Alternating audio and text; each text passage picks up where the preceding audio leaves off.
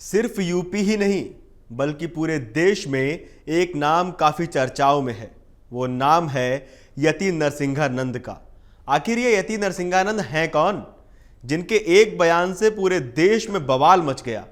उनके बयान के बाद कहां कहां प्रदर्शन हुए, किस किस ने उनके बयान पर पलटवार किया, देश में कहां कहां मामले दर्ज हुए, सीएम योगी ने इशारों इशारों में क्या चेतावनी दे डाली, बयान देने के बाद से नरसिंहानंद कहां गायब हो गए। इन सभी सवालों का जवाब जानने के लिए देखिए पूरा वीडियो। नमस्कार, मेरा नाम है मृत्युंजय त्रिवेदी और आप देख रहे हैं अमर उजाला। यति नरसिंहानंद ने पैगंबर मोहम्मद के ऊपर टिप्पणी की, जिसके बाद मेरठ, अलीगढ़, आगरा, एटा और कन्नौज में मुस्लिम समाज के लोग सड़कों पर उतरे तो गाजियाबाद में यति के समर्थकों ने प्रदर्शन किया। मेरठ के मुंडाली में बिना अनुमति प्रदर्शन ने हिंसक रूप ले लिया। यहां भीड़ ने रोके जाने पर पुलिस पर भी पथराव कर दिया। पुलिस ने यहां 30 नामजद और 150 अज्ञातों के खिलाफ रिपोर्ट दर्ज की है। जुलूस में शामिल युवा और बच्चे तलवार, लाठी, डंडे लहराते हुए धार्मिक और देश विरोधी नारेबाजी कर रहे थे। उधर अलीगढ़ में एएमयू के छात्रों में उबाल दिखा। हजारों की संख्या में छात्रों ने विरोध मार्च निकाला। यहां मखदूम नगर निवासी मोहम्मद अकबर की तहरीर पर भी नरसिंहानंद के खिलाफ 0 एफआईआर के तहत विवादित टिप्पणी करने का मामला दर्ज किया गया। आगरा में भी उत्तर प्रदेश मुस्लिम महापंचायत ने कलेक्ट्रेट तक मार्च निकाला। उधर गाजियाबाद में बवाल के बाद दोनों पक्षों की ओर से कुल 16 मुकदमे दर्ज किए जा चुके हैं। इनमें 16 लोगों की गिरफ्तारी की गई है। वहीं सहारनपुर के शेखपुरा में 6 अक्टूबर को हुए बवाल के मामले में सीसीटीवी फुटेज और वीडियो के आधार पर कई अन्य उपद्रवियों की पहचान हो गई है। जिन 13 उपद्रवियों को गिरफ्तार किया गया था, उन्हें सोमवार यानी 7 अक्टूबर को न्यायिक हिरासत में भेज दिया गया। नरसिंहानंद के समर्थकों ने सोमवार को गाजियाबाद पुलिस आयुक्त के दफ्तर के बाहर हंगामा काटा। उन्होंने पुलिस अफसरों से सवाल किया कि आखिर यति नरसिंहानंद हैं कहां। इस पर अधिकारियों ने सिर्फ इतना कहा कि उन्हें इसकी जानकारी नहीं है। पुलिस ने कविनगर थाने में 150 अज्ञातों के खिलाफ केस दर्ज किया है। यति नरसिंहानंद सरस्वती फाउंडेशन की महासचिव डॉक्टर उदिता त्यागी ने कहा कि अगर जल्द ही महामंडलेश्वर नहीं मिलते हैं तो हिंदू संगठन 13 अक्टूबर को महापंचायत करेंगे। उनका दावा है कि पुलिस 5 अक्टूबर को बमहेटा के पार्षद प्रमोद यादव के घर से महामंडलेश्वर को ले गई थी। इसके बाद से उनका कुछ पता ही नहीं चला। आइए आपको बताते हैं कि इस मामले को लेकर ओवैसी, तौकीर रजा और मौलाना शहाबुद्दीन ने यति नरसिंहानंद पर क्या पलटवार किया है। उन्होंने यति के इस बयान की कड़ी निंदा की। आप एक बार सुन लीजिए कि उन्होंने क्या कुछ कहा। आज एमआईएम पार्टी की तरफ से हमारे पार्टी के एमएलएज, एमएलसीज और मैं खुद कमिश्नर पुलिस हैदराबाद जनाब सीवी आनंद साहब से हम मुलाकात किए और उनसे हम एक रिटर्न रिप्रेजेंटेशन दिए, जिसमें हम कमिश्नर पुलिस हैदराबाद से ये डिमांड करे हैं कि एक यति नरसिंहानंद है जो दासना गाज़ियाबाद के टेम्पल के प्रीस्ट भी हैं, वहाँ पे रहते भी हैं। उन्होंने अपने एक वीडियो में, एक स्पीच में उन्होंने prophet Muhammad peace be upon him सल्लल्लाहु अलैहि वसल्लम के बारे में बकवास और अनाप शनाप और डिरोगेटरी और ऑब्नॉक्शियस लैंग्वेज और हाईली कंडेमनेबल अल्फाज का इस्तेमाल किया प्रॉफिट मोहम्मद सल्लल्लाहु अलैहि वसल्लम के बारे में।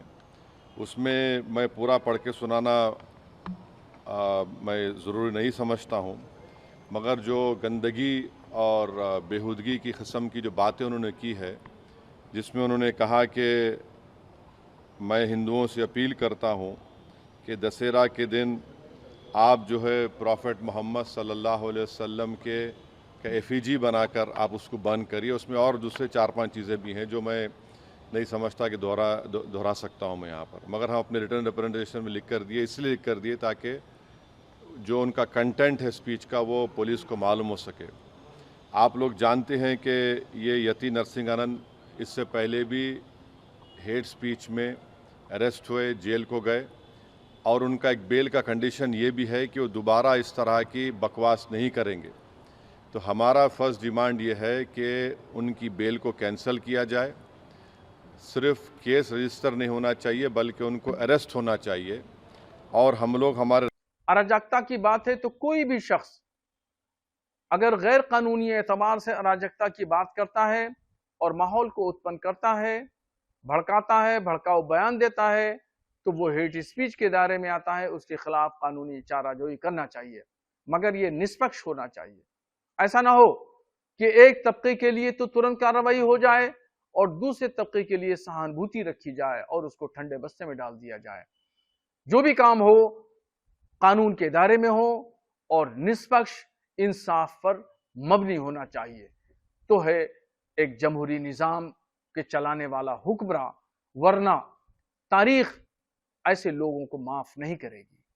उन्होंने एक बात और भी कही है कि किसी भी महापुरुष या धर्म का कोई भी अवहेलना स्वीकार नहीं की जाएगी। दूसरा, कोई भी किसी भी चीज को मान सकता है, जबरदस्ती किसी पे थोपा नहीं जाए। ये बात बिल्कुल ठीक है और महापुरुषों के खिलाफ कोई भी बात नहीं की जाना चाहिए। मुसलमान किसी भी देवी देवता के खिलाफ टीका टिप्पणी नहीं करता है और ना ही इस्लाम इस बात की इजाजत देता है कि किसी की महापुरुष के खिलाफ कोई बात कही जाए, तौहीन आमेज कही जाए। मगर दूसरी तरफ दूसरे तबके के लोग पैगंबर इस्लाम सल्लल्लाहु ताला अलैहि वसल्लम की शान में गुस्ताखी करते आ रहे हैं और उनके खिलाफ सजाएं नहीं होती और उनको मामूली धाराओं में गिरफ्तार करके जेल भेज दिया जाता है और वो दूसरे दिन जमानत लेकर के फिर बाहर आकर के फिर वही उसी तरीके से उससे ज्यादा जहरीले बयान देते हैं। तो इसलिए इस पस मंजर में मुख्यमंत्री जी का बयान देखा जाए कि वो इस बात को कह रहे हैं कि पैगंबर इस्लाम की शान में कोई गुस्ताखी नहीं करेगा, तो मैं उनके इस बयान का समर्थन करता हूं। पैगंबर साहब की शान में गुस्ताखी होती है, क्या इस पर आपकी मांग है? देखिए, यती नरसिंहानंद ने पैगंबर इस्लाम सल्लल्लाहु अलैहि वसल्लम की शान में गुस्ताखी की और इससे पहले बाबा राम ने नासिक में और नासिक के बाद से पहले तेलंगाना में राजा, फिर नूपुर शर्मा, इस तरीके से मुसलसल पैगंबर इस्लाम की शान में गुस्ताखियाँ हो रही हैं। इन तमाम मामलात को लेकर के भारत का मुसलमान बहुत परेशान और तकलीफ़ में है। तो इसलिए हम भारतीय सरकार से ये मुतालबा करते हैं कि पैगंबर इस्लाम बिल पार्लियामेंट में पेश किया जाए और नया सत्र, नया इजलास शुरू होने जा रहा है पार्लियामेंट का, तो उस पार्लियामेंट में पैगंबर इस्लाम बिल के नाम से एक कानून पास किया जाए। अगर सख्त धाराओं में सख्त कानून बन जाएगा तो फिर जो असामाजिक तत्व हैं, समाज को तोड़ने के लिए और देश को नुकसान पहुंचाने के लिए काम कर रहे हैं, इनके हौसले पस्त होंगे और मुसलमानों को भी ये महसूस होगा और भरोसा सरकार पर कायम होगा। तो इसलिए ज़रूरी है आज के हालात में देश को मजबूत करना है, तरक्की देना है और समाज को जोड़े रखना है, तो इसके लिए पैगंबर इस्लाम बिल लाना होगा। और मैं मुस्लिम मेंबरान पार्लियामेंट से भी अपील करूंगा कि वो ज़ाती तौर पर भी पार्लियामेंट में बिल पेश कर सकते हैं और साथ ही में मस्जिद के इमाम हजरात, मुस्लिम तंजीमों संगठनों के जिम्मेदारान पदाधिकारी और मदरसों से वाबस्ता उलमा इकराम, मैं इन सब लोगों से गुजारिश करूंगा कि वो मेरा साथ दें और आवाज बुलंद करें।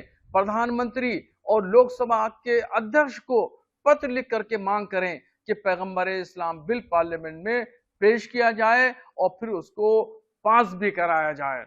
तो मेरा साथ दें, क्योंकि ये इतना बड़ा काम है कि अकेले एक जाती तौर पर मैं या मेरा मुस्लिम जमात अकेले नहीं कर सकती, जब तक कि तमाम लोग साथ में हो। तो मेरी गुजारिश है कि सब लोग साथ में आए, यकजहती और इत्तेहाद और मजबूती के साथ में पैगंबर इस्लाम बिल को पास कराने के लिए जद्दोजहद करें। और मैं समझता हूँ इंशाअल्लाह अगर खुलूस दिल से लिल्लाहियत के साथ में ये काम किया जाएगा तो जरूर पास होगा और हुकूमतें भी इस पर ध्यान देंगी। जब इस मामले ने तूल पकड़ना शुरू कर दिया तो यूपी सीएम योगी आदित्यनाथ ने इशारों में चेतावनी दे डाली। आप सुन लीजिए कि यूपी के सीएम योगी आदित्यनाथ ने क्या कुछ कहा।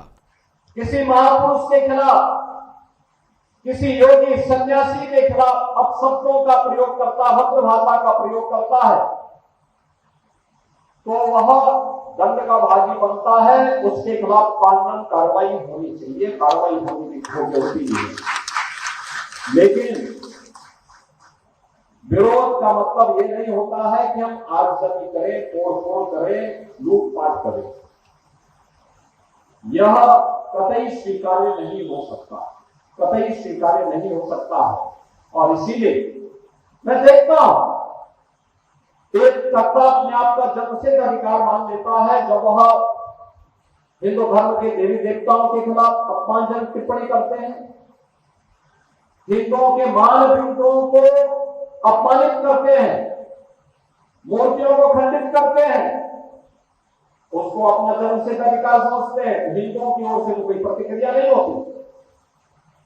लेकिन अगर किसी अज्ञानी के द्वारा या किसी के द्वारा विद्वेष में कोई शब्द कहे जाते हैं तो उसको लेकर के जमीन आसमान एक करने का कुत्सित प्रयास होता है।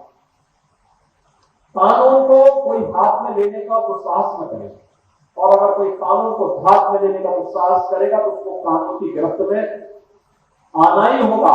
कानून उनसे सख्ती से निपटने का काम भी करेगा जो कानून के अपने हाथ में लेकर के तोड़-फोड़ और अराजकता को बढ़ावा देगा। इन सबके बाद सवाल अभी भी अटल है कि यति नरसिम्हानंद आखिर गायब कहां हो गए।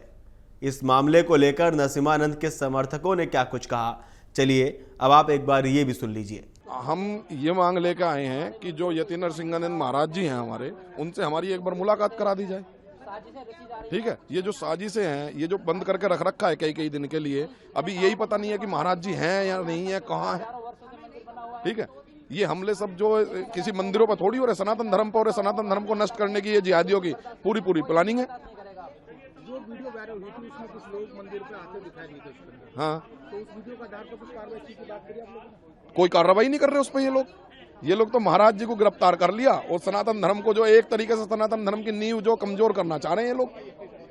जिन लोगों ने हमला करा, लोग मुकदमा कायम करा, कोई गिरफ्तार ही नहीं हो रहा।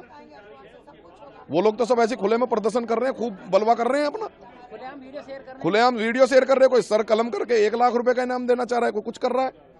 उनके खिलाफ कोई कार्रवाई, उनके खिलाफ कोई कार्रवाई नहीं है, कोई उनको जेल नहीं होगा। अब तक आपने क्या बात करी कमिश्नर साहब से मुलाकात? अभी तो कमिश्नर साहब से यही हम आश्वासन उन्होंने दिया है कि हम मिलवा देंगे। अभी तो हमें महाराज जी का मिलवाने का पता ही नहीं बता रहे कि कब मिलवाएंगे, कब नहीं। और अगर वे इस डिसीजन को आज नहीं लेंगे तो आने वाले रविवार को प्रचंड रूप से हम इसका घेराव कर देंगे। आइए अब नजर डालते हैं नरसिम्हानंद की प्रोफाइल पर। तो डासना के देवी मंदिर के महंत यति नरसिम्हानंद का असली नाम दीपक त्यागी है। बुलंदशहर के शिकारपुर तहसील के हिरनौट गांव के मूल निवासी से महामंडलेश्वर बनने तक का नरसिम्हानंद का सफर चुनौती भरा रहा है। दीपक त्यागी के पिता राजेश्वर दयाल त्यागी सेना के सीडीएस विभाग में नौकरी करते थे। मेरठ और हापुड़ में शुरुआती पढ़ाई करने के बाद दीपक ने मॉस्को से एमटेक किया। 1992 में उन्होंने मैथमेटिक्स ओलंपियाड में रिकॉर्ड बनाया। पढ़ाई पूरी करने के बाद वो कपड़ों की ट्रेडिंग करने लगे। इसके बाद लंदन में नौकरी की। साल 1996 में उनकी शादी हुई। गाजियाबाद लौटने के बाद उन्होंने राजनीति में अपना कदम बढ़ाया और सपा के महानगर अध्यक्ष बन गए।